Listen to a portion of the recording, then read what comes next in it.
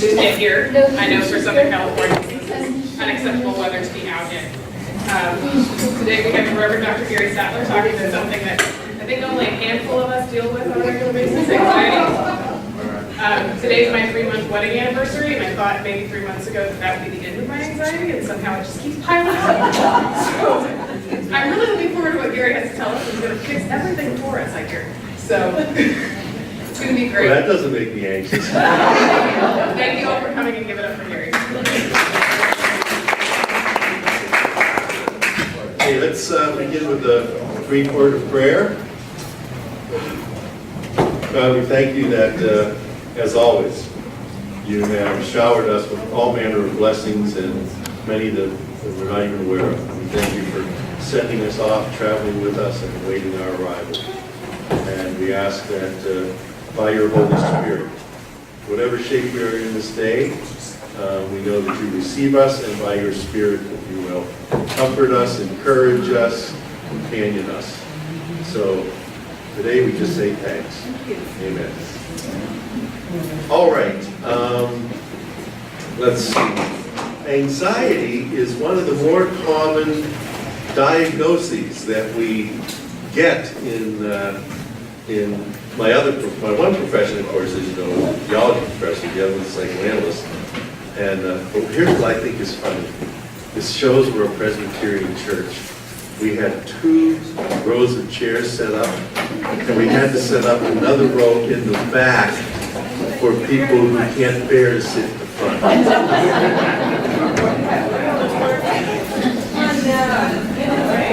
Now Baptists will all be up here, and Pentecostals will be standing in the back like this. So anyway, congratulations on turning out on a day like this. This is quite remarkable, but it's not that big of a deal when you consider that you spent the first 9 months of your life in something like that, right? So you should be used to it. And if you have read Anna von Winkenbach's extremely insightful and articulate blurbs in the News and Concerns over the last few weeks, you know from them and from personal experience some of the specific sources of our anxiety and fear. The monster beneath the bed, the vague sense that all might not be well. So we're going to address some of that in 1 hour, or less. But as always, I invite you to either offer amplifications or corrections or raise questions as we go on. Let me ask you, is there anything that you came here hoping for this morning? A magic pill. Actually, I'll say this again later, but if you have persistent anxiety or it somehow feels organic to you, do talk to your doctor about it. There is no virtue in unredemptive suffering, and you wouldn't be ashamed or reluctant to talk to your doctor about that nasty rash, for example, that I know one of you has, but I won't give by name. Or if you suspect that you had diabetes or something like that. So if it feels organic, talk to your doctor. There are things out there like Effexor and stuff. It can be really very helpful, and there's no point in not utilizing them if they can be. But I'll say that again. So, the magic pill. Anything else anybody came here for, or are you just here because you're anxious as hell? Try giving a talk on anxiety. Anger. So, and anger. Well, what's interesting is how anxious people are frequently angry or come across as angry or come across as controlling. The Latin, that's a good observation. The Latin word for anxiety and for anger is angere, which means to constrict or tighten. And that's normally how we experience anxious and angry people. They're either controlling or they're fierce or whatever. So that's a good insight. So first, anxiety isn't necessarily and automatically bad. In the same way that, for example, stress isn't automatically bad. Mild or manageable anxiety can move us to action. It can gear us up to face what feels like it could be a threatening situation, to make us study harder for an exam. It keeps us on our toes if we're making a speech. It causes us to think a little bit more about what we might do if we're going for an interview. So in general, a little anxiety can help us cope. And we can't help but have it. We can't help but have the feelings that occur to us. What we can help is what we do with them. That's part of growing up and learning. You know, little children are feelings. Adults have feelings. In fact, that's one of the mistakes we make with little kids. We treat them as if they're having feelings rather than being feelings. But we have the capacity to slow down and think about it a little bit. And so we develop techniques. We count to 10 before we speak. We breathe before speaking or acting. And I'm going to talk a little bit about the breathing stuff in a little bit. But that's not the kind of anxiety that brings people to presentations on anxiety. That's normal kind of stuff. Because anxiety can also paralyze us. It can hurt our relationships by making us either be or come across as angry or controlling or distant. It can cause physical and emotional ailments. So people use all manner of things to help themselves control or manage their anxiety. And I almost even don't like to use the word manage because it feels like then you're wrestling it into submission, which is the worst possible thing to try to do with a feeling particularly like anxiety. So we're going to talk about anxiety a little bit and what to do with it. Now, one approach to it is to have a mantra or a motto to which to turn, which we sort of internalize and repeat. In World War II, for example, Yes. that was everywhere. If you ever go to England, you know, you go to all these museums, you go to the Winston Churchill Museum underground and all that. This is everywhere. Keep calm and carry on, which is really good advice. But what we want to think about a little bit more today is how you keep calm so that you can carry on. So I want to work on soothing our anxiety, and I want to, just in case you're worried, trust me.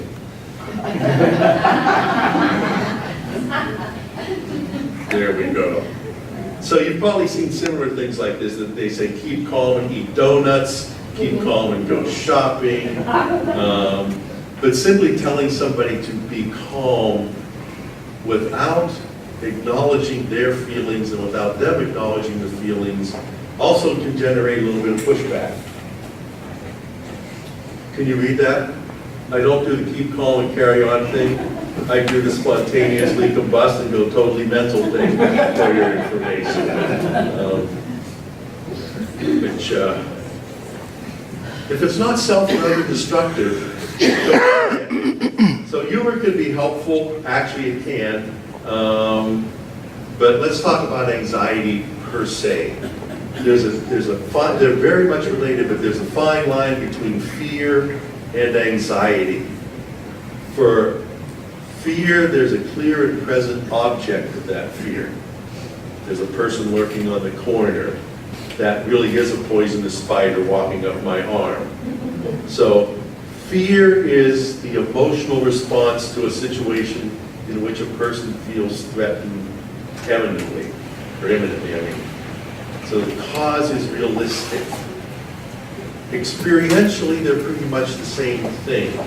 Heart beats faster, the sympathetic nervous system kicks in.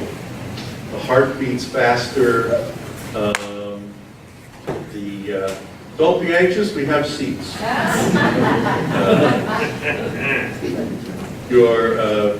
We're adults, your sphincter muscles tighten, things get constricted.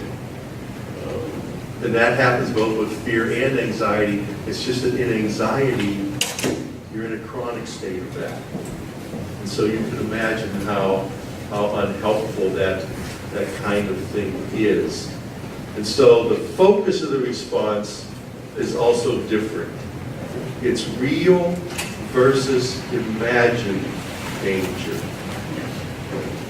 So they experience the same sorts of things. Fear can cause anxiety. Anxiety can cause fear. So again, they're very much related, but it's situational. Neurological research seems to indicate that for the most part, fear does not linger. When the situation is resolved, you breathe a sigh of relief. You know, you may have some echoes of it, but neurologically it goes away. Anxiety does linger.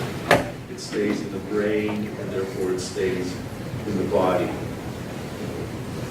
So we're going to differentiate between here.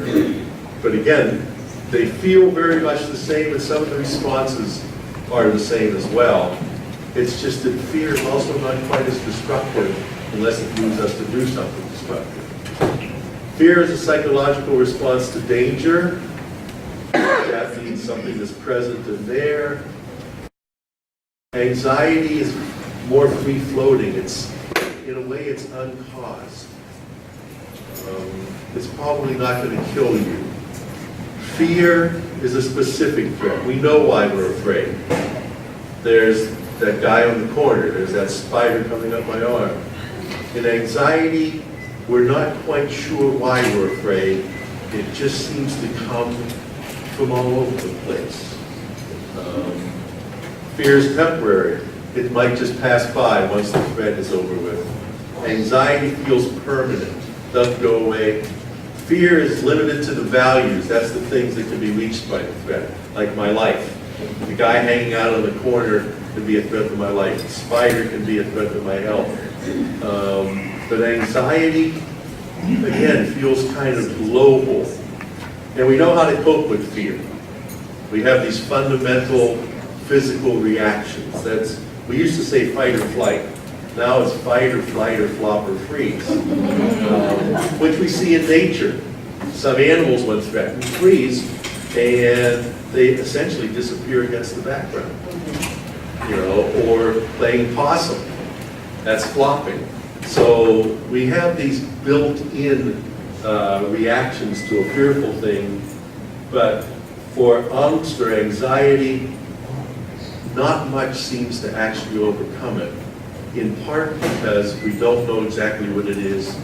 We don't know quite how to react to it.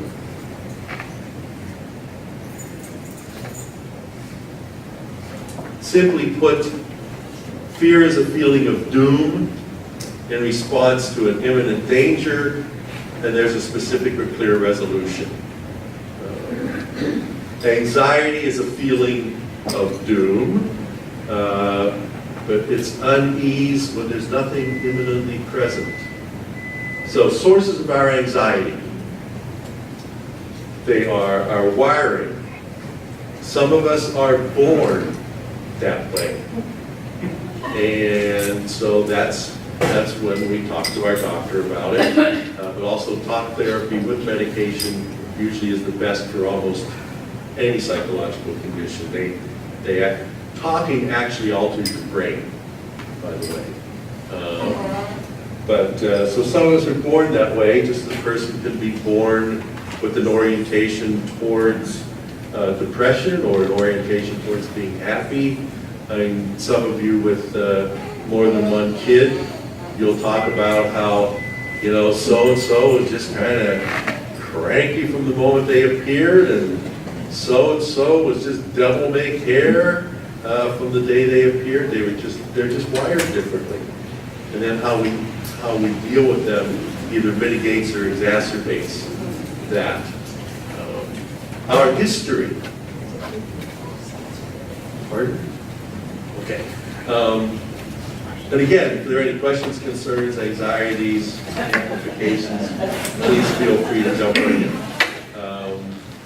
History. Parents or other authority figures or an authoritative environment who are rigid or who themselves are controlling or who themselves are anxious can help create that. Parents or other authority figures or environments that are unresponsive to the child's anxieties or fears or other feelings can create anxiety. Responsiveness is really crucial. And if you think about when you were a little kid and there was a monster under the bed. Now those of you with older brothers, if you had bunk beds and you were on top, there really was a monster. My brother lives 3,000 miles away. You can share what I said with anybody. Although he does know people in the trash business. But nonetheless, but think about that. When the monster was under the bed and someone came in and looked and said, nobody's there, how you felt different. But if you're having feelings and nobody responds, the message is A, there ain't no response available to you, and B, it's bad to have these feelings. And which can lead us down to one a little bit lower. Events, giving a talk on anxiety. Ask my wife, I so over-prepare. We'll be here until 2, so. And then we'll move into the helpful part. A job interview, a family member's difficult situations, us hanging on to the illusion of control.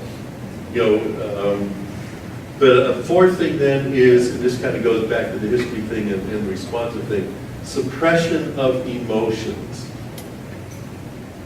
The anxiety is a response to keeping unacceptable, whether those feelings are unacceptable to yourself or to others, keeping them in. And so what happens is, here would be an example. Sometimes in church, and nobody can see this because I always sit in the very back row with Louise. Sometimes we'll sing hymns from my childhood. And I had a magnificent church experience as a child. It was just fantastic. When I was little, I had blue eyes. Back then, my hair was practically white. It was an ethnic German church. So I'd go into the kitchen and all these great German Omas would see this, little Teutonic-looking child come in, and they'd pick me up and they'd give me cookies, and church itself was lovely and beautiful. So sometimes, if we're singing an old hymn, I'll actually start to cry. Now, you would think at my age, I would say, who cares if somebody sees you cry? But I'm a male, so I do. So my reaction is probably the same thing as yours if you're in a situation like that. I hold my breath, I tighten up, my feelings constrict, my body constricts, I fight back tears, and that's what anxiety feels like, isn't it? You walk around feeling like that all the time, in part because we don't feel free to share whatever emotions we are having with other people. Now, I'm not encouraging you to walk into Costco and buy a 55-inch TV and suddenly burst into tears with the person who's advising you on how to work it and tell them your life story. What I am saying is that there are people who are just safe to talk to about things that we're excited about, things that we're sad about, all that sort of thing, because we get anxious when we hold in stuff that normally a human being is programmed to let out. And then finally, of course, there's the big one, existence, which, when it's not magnificent, can be a living hell. And so it's a mysterious place. We don't know about things like death. We don't really know the future. We don't even know necessarily what life itself is. if you look around, dogs, cats, trees, yourselves, we're all alive, but how did that happen? And what's going to happen to it? So existence itself is kind of a big question. Now, would anybody here be willing to share what it's like for them when they feel anxious? You don't have to. I see that hand. Well, I showed up to this talk a week early. Did you hear that? Sue showed up to the talk a week early. I was so anxious. That's magnificent. I was like, oh, man. Anybody else? I see that hand. I actually feel physically bad, and that's my clue. Whether it's in shoulders or headache, or even sometimes the bottom of my teeth hurt. It's just a clue. That's great. I don't think it's great that you feel. No, it's suffer. Yeah. What Claudia said was that she feels it physically. You know, things will hurt, even her bottom of her feet hurt sometimes. But what she said that's really wise is that it's a clue. It's a signal. Anxiety, and in this case, her body is signaling her. I feel like George Bush pronouncing nuclear. That's her body signaling her that she is anxious, and her anxiety then would be a signal that something else is going on. I feel like I've got a note in my thinking. Like something is just turning. And I'll wake up in the morning and feel before I even had a chance to get worried about it. You hear that's like a motor running, something's churning inside. So that's anxiety. And again, unless it's helpful, it's not helpful. Which I know sounds like a tautology, but actually, it's a good thing to remember. If something's not a problem, it's not a problem. We get anxious about things that aren't problems. And if we can step back and say, is this a problem? And if it's not, then don't worry about it. It's not a problem. But in case you're getting anxious about sitting here talking about what anxiety is, let's move to some ways of responding to it. And again, please, if you have extra thoughts that would be helpful, or you think I'm veering off course, keep that to yourself. So again, accept that anxiety is simply a part of life. As Harriet Lerner wrote, to be alive is to have an anxiety disorder. Now that might be a little overstated, but it kind of feels a little bit accurate. So it is, but it's only part of life. To me, anxiety is a bit like guilt. It can be a good visitor, but it's a terrible companion. And so I'm going to give you some, what I hope is helpful, but usually unwanted advice. But I figure you're here asking for advice, so I'm just going to go ahead. As with most things in responding to anxiety, or even if you're not a very anxious person, you will be at some point. I'll make sure of that. Start now. There's not one thing any of us can do that we have not learned. We did not come out of the womb knowing how to tie our shoes, or knowing how to be appropriate in social settings, or in college, inappropriate in social settings. No, I guess that becomes easy. But whatever it is, we've learned it. And so now is when we start learning not just how to respond to anxiety, but how to live a life that minimizes or knows how to respond when it comes. So what we're talking about in part is, and we'll get to more specific stuff in a minute, but developing an attitude, a way of seeing and being in the world. We prepare, and we do that by engaging in certain practices and by seeing the larger picture. And both of those, practices and the bigger picture, are connected closely to our faith or our Christian spirituality. If we are open to actually living like Christians, we discover it is intrinsically helpful. Gary, question. Yes? In terms of sources of anxiety, comment on the tension between caring too much, and being anxious. Because sometimes I've talked to many folks about this over the years, and sometimes people say, oh, well, you care too much. You know, it makes you go too far on things. And just wanted to get any thoughts on that as a source of anxiety. Yeah, first thing is cut it out. But no, that's a beautiful question, because in a sense, it's not, we can never care too much.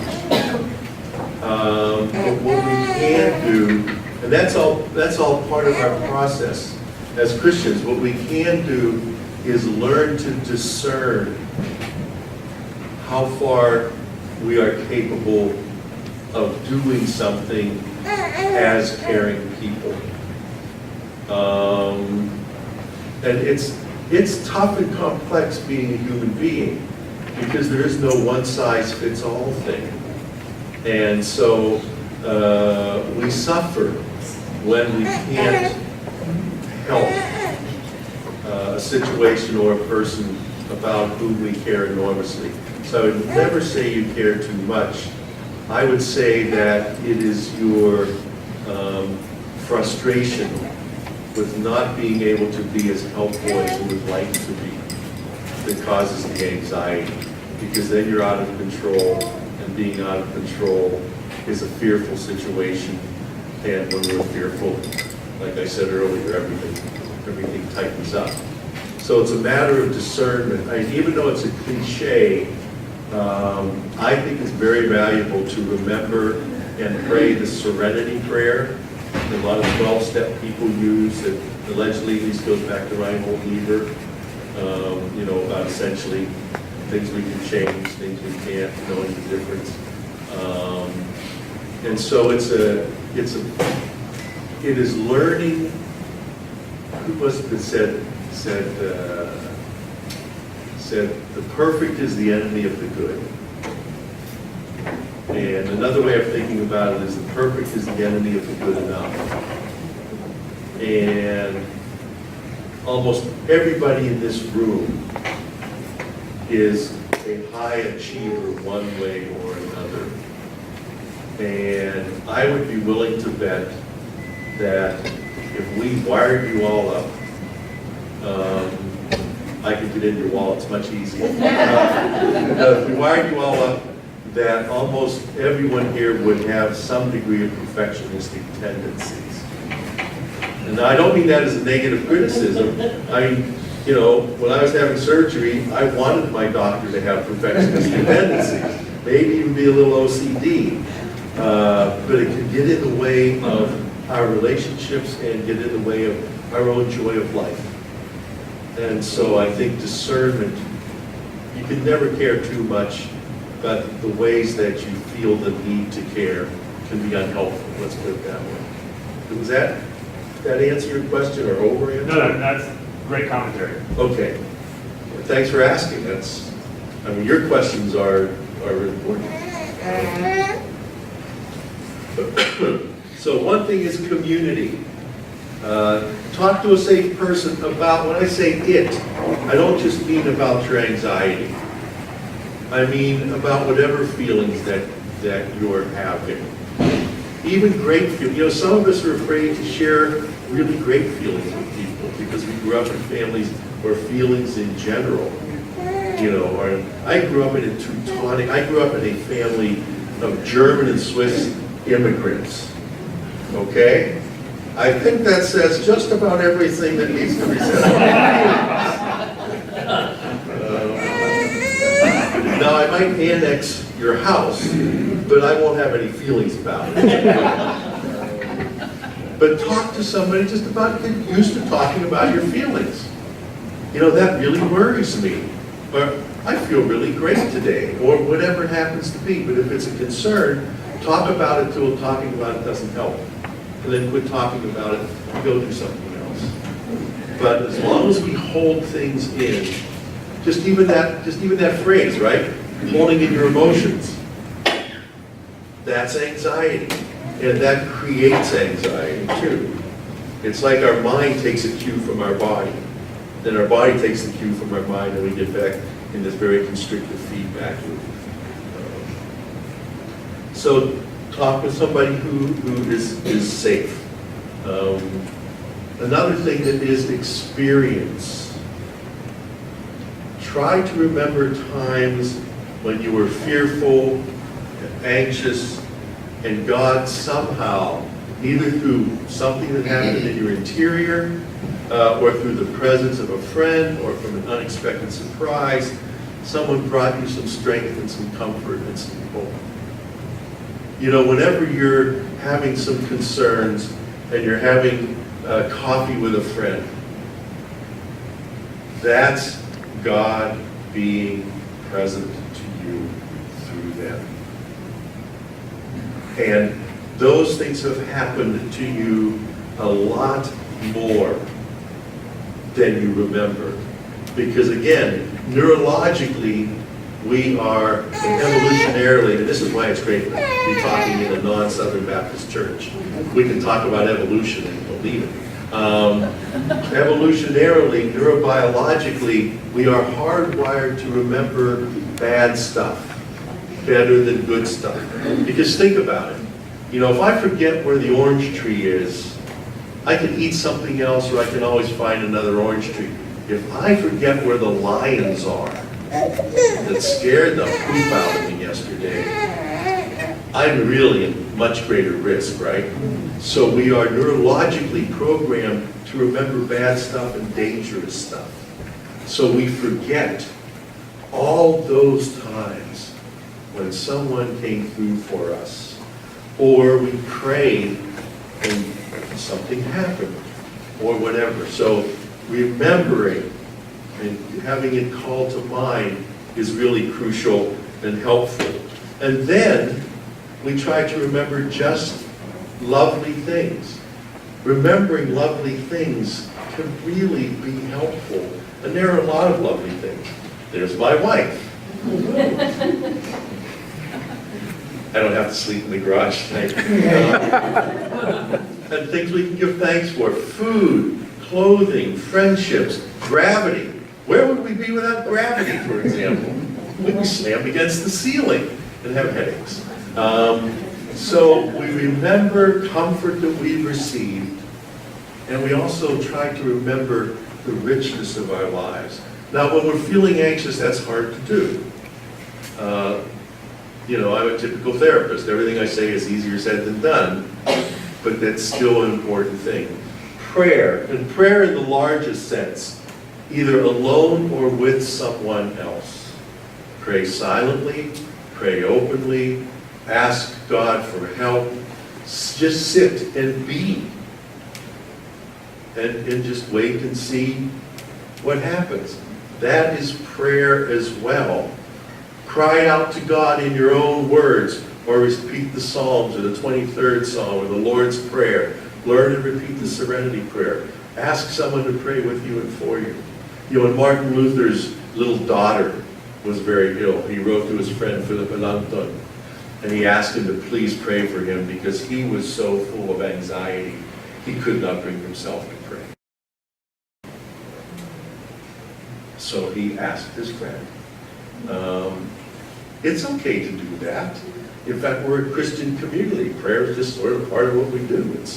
It's in that sense, it's no big deal. Scripture. Gary, can I add Oh, something? please. A former pastor here in the Memphis said one of the most powerful prayers there is help. Right. Help. And sometimes that's just good enough. Just like the word thanks. After the help arrives, thanks.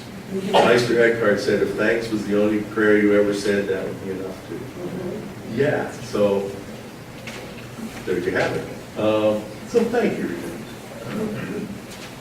And there are, when we read for script, we find both words of hope. In the world you will have trouble, but be of good cheer, I have overcome the world, etc., etc., etc. But also examples of how to try to be in anxiety-provoking situations. For example, the storm at sea where Jesus was asleep in the back of the boat. That's fairly anxiety-provoking. He went to sleep. And a good nap is good for all of us, particularly as we get older. And his disciples, though. Now, we usually read it as if they're angry. Like, what the hell's wrong with you? We're going to drown and you're sleeping and you're Jesus and all this kind of stuff. There's another tone of voice, too. It's, wow, we need some help here. What are you doing sleeping when we need help? Help us. So there's also ways of being, asking for help, going to others, etc. Faith and, oh, that's the next one. Just have to be smart and remember this. And here again, the perfect is the enemy of the good. Faith is what helps us not have to be perfect. Perfection creates inescapable anxiety because no one and no thing is perfect. But we get bless you, we get programmed to be that way. And we get shamed if we're not. And shame is a huge source of, maybe sometimes we ought to do it with not shame, but is a huge source of anxiety. A fundamental element of Christianity is that we are accepted. You are accepted right now as you are. Period. There's no, not even an in spite of. It's just you're accepted as you are. And so there's no need to be ashamed.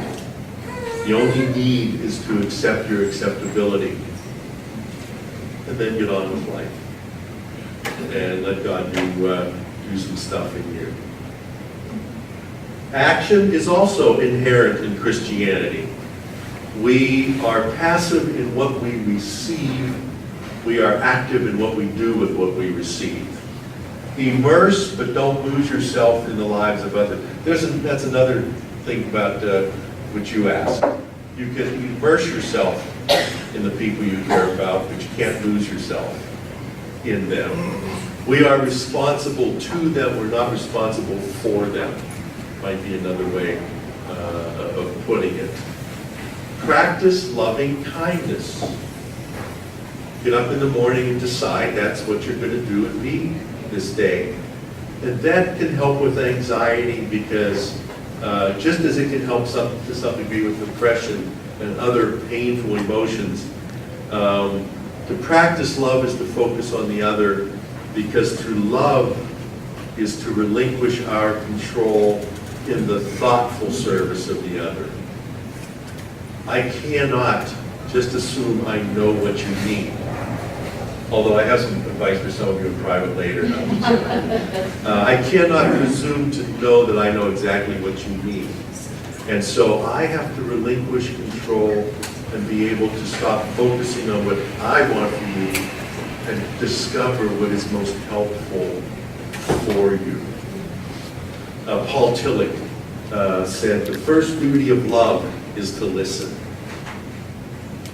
And listening will oftentimes override anxiety or depression or whatever else. And there's this great quote. I've printed and reprinted this so many times. Half the books that I open, this falls out of as my bookmark. Never fail, whatever may befall you, be it good or evil, to keep your heart quiet and calm in the tenderness of love. You know, in the Bible it says love covers a multitude of sins, and there's a number of ways to take that. And then a wider view of what constitutes life. maybe I'm just an idiot, or maybe I'm naive, but I happen to think there is more than just what's here right now. In fact, I know there's a terrific brewery in a little town called Einbeck. But besides that, the message of our faith is that the here and now is embedded in eternity. The material is not all there is. And when we reduce life to that, then our life becomes constricted and tiny. And we make choices based solely on that. And that never helps. Joy comes from being in the right fit with the universe, which I know is from a very ancient philosophy. We would say with how God has created us to be. So but this is a practice. This is the sort of thing that I encourage you as Christians to practice, to think about, to make real for you. Questions, concerns, anxieties, amplifications at this point? All right. Now we get into the things to try, and stick with me on this because I thought I had a stack of them somewhere. Are they over there? Okay, we'll hand them out later though, at the very end. Stick with me now because we have door prizes. Get a big list of all these things before you leave. Again, first, if your anxiety is unrelenting or feels organic, talk to your doctor. It's really okay, it's just smart. If you had an MRI and discovered that BB you pushed up your nose when you were a kid is still up there disintegrating, you would have a doctor take a look at your brain. Same thing. For some of us, anxiety functions that way, so we might as well get it taken care of. It's really not a big deal. You wouldn't ignore or be ashamed of diabetes or high blood pressure. Also, 2, breathing. Keep at it. As long as you're breathing, you won't die. Seriously. Everybody I know who died stopped breathing. So just keep at it. But in a more technical sense, a friend of ours who has an anxiety disorder has printed up the word breathe. And so you'll open the pantry in their kitchen, breathe. You go into their bathroom on the window or on the mirror, breathe. But it's a good idea because our breath is very regulatory of our nervous system and of our feelings. But I would encourage us to take it a step further. For those of you who do yoga, you may have already learned this, but I want you to, unless you feel too anxious about doing this in public, I want you to turn to the person to the right and tell the most embarrassing thing you've ever done. See, by comparison, this will be easier now. Just open your mouth and breathe in and breathe out. What breathing out does is it activates the parasympathetic nervous system. It's called the rest and digest part of the autonomic nervous system. And again, we'll use that word, it relaxes the sphincter, it relaxes the body, it slows down the heart rate, which is what we need in order to deal with anxiety. But now I want you to try this. I want you to breathe in for just like 4 seconds, but breathe out and say, without actually saying it, say silently, say, so.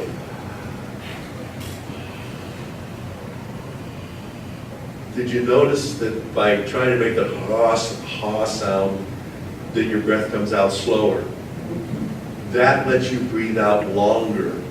That better activates the parasympathetic nervous system. And then you can, it's harder to do, but you can do it through your nose too, which is the best way to do it. Plus you don't look so odd on public transportation.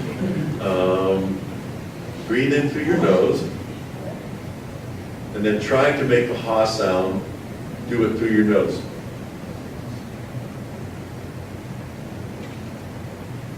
You notice how it comes out slower. That's really important. And it's a good thing to do throughout the whole day. And the nice thing is you can do it while you're driving, you can do it shopping, you can do it at your computer, you can do that anywhere. And it's very relaxing. It's just a good, wise, and easy thing to do.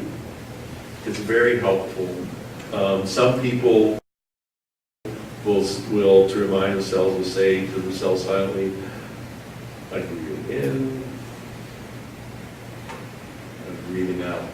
Some people will pray as they do it.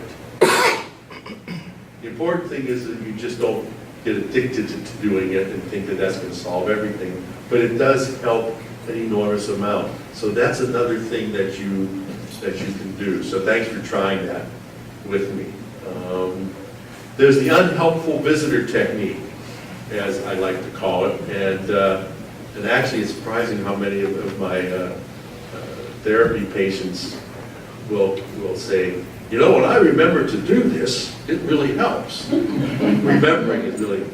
But another way of doing it is when you're anxious and thoughts are nagging at you or whatever, see them as unwelcome or unhelpful visitors.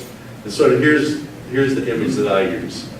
You're sitting there and you're either reading a good book or tragically you're watching the Steelers get slaughtered by the New England Patriots. So sad, so sad. But anyway, but really, if you think about it, who cares about watching 300-pound steroid-driven maniacs try to eat other 300-pound steroid-driven maniacs when they have armor on? I do if it's the Steelers and it's the playoffs. But for anybody else, it's just foolishness. But, so you're reading a good book. Imagine you're reading a good book, you're watching a really interesting something on TV or whatever, and some bad visitor comes to the door. Now you have three choices. And again, this is practice. I'm sorry that there isn't a magic pill, actually. You have three choices. One is you can try to keep reading. It ain't gonna work. Or you could get up, you can go, fine, come in. At which point they'll run around, chatter, you know, throw Pepsi on the TV screen or make you lose your place in your book or whatever. And that's kind of ruined. Or, because you've done this before, you're learning how to do this, you sigh. You close the book. Now, this is all metaphor, of course. You don't actually close the book and go to the door. There's probably nothing out there. But you go to the door and you say, look, I acknowledge that you're here. I know why you're here. You're here because I'm anxious. You're here because I'm having trouble at work. You're here because it's just kind of scattering me. But you're not welcome. And you close the door and you go back to what you're doing. Now, if you're like the rest of humanity, sometimes, initially at least, within seconds, and you go, you know, and you go do it again. But as time goes on, it happens less. But you have to do it. So that's the best way to deal with an unwelcome visitor. Because if you don't acknowledge them, they'll keep banging on the door. So you acknowledge, you encounter, you dismiss them, you return to what you're doing, and you repeat it as necessary, and you just don't give up.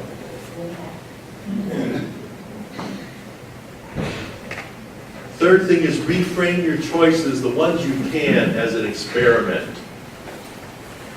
If I choose to leap out in front of a bus, that's not an unchangeable decision for the most part.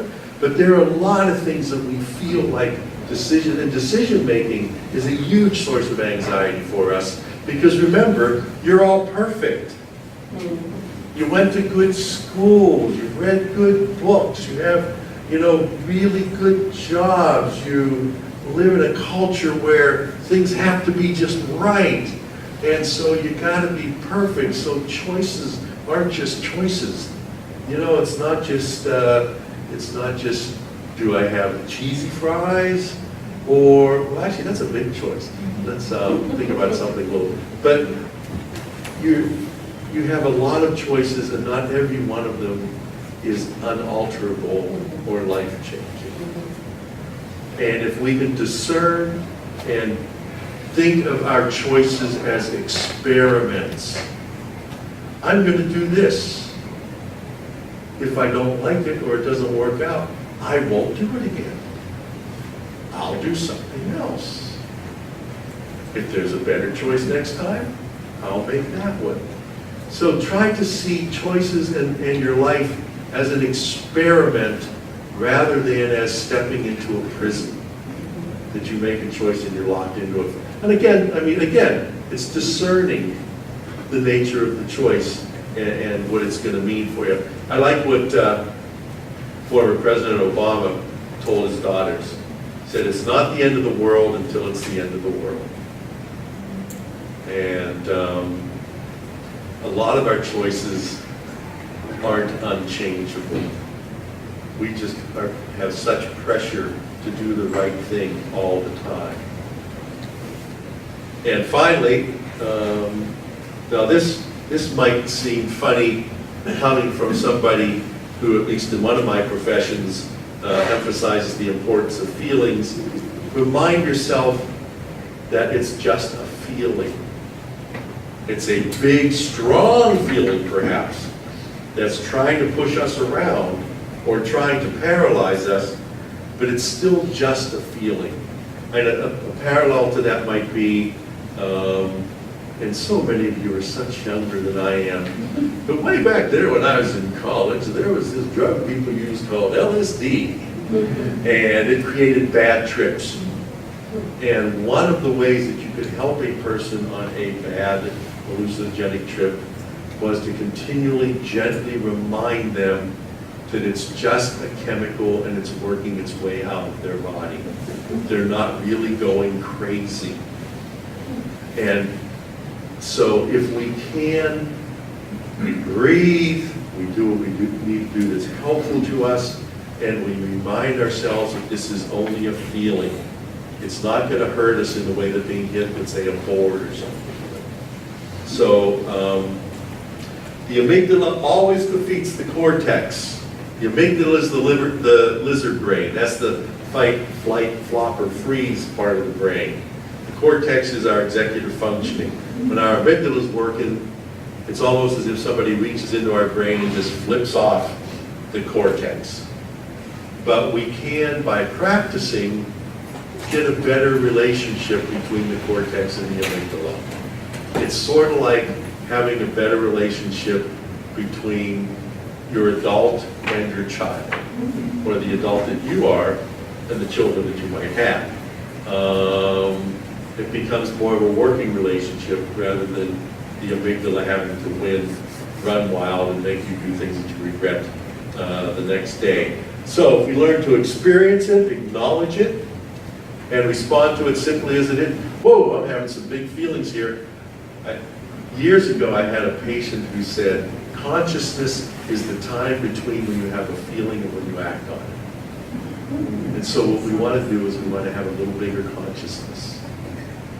We can't help but have feelings. Give up on that.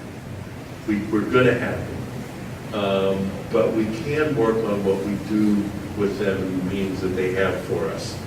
All that's going on is a very adaptive part of the brain, is just simply going astray for a moment and trying to take up too much space. We have 2 more slides and we're out of here. Unless you're not leaving, in which case. Victor Hugo said, have courage for the great sorrows of life and patience for the small ones. And when you have finished your daily task, go to sleep in peace. God is awake. That's part of the faith that we cultivate And then, of course, we go back to the beginning. So keep calm and carry on. So any questions, concerns, anxieties, implications, or anything before we leave off? Gary, Yes. on the issue of breathing, years ago I read that the Navy SEALs actually use a version of your technique, which is 4 seconds in, hold for 4 seconds, out for 4 seconds. And it's in the holding that something also happens to us. I've learned that also from some Chopra Right, and meditation stuff. right, and that's also just another way to do it. Breathe in for 4, hold for 4, then breathe out for 7, or whatever your slightly constricted breathing lets you do. Just breathing out is good, but breathing out longer is much better. And the other thing I wanted to add, I just found this out from a girlfriend in a very high pressure filmmaking world as a producer. And when I was sitting with her, her watch went off and it said, breathe. Okay, There is actually the science out there, I think it was an Apple Watch, and it reminds her to breathe. It's checking out her body, what CO2 or whatever. wow. Well, watch the time. Yeah, I had a friend who, his would go off and it would remind him to be grateful, but he did that every hour. This is high tech.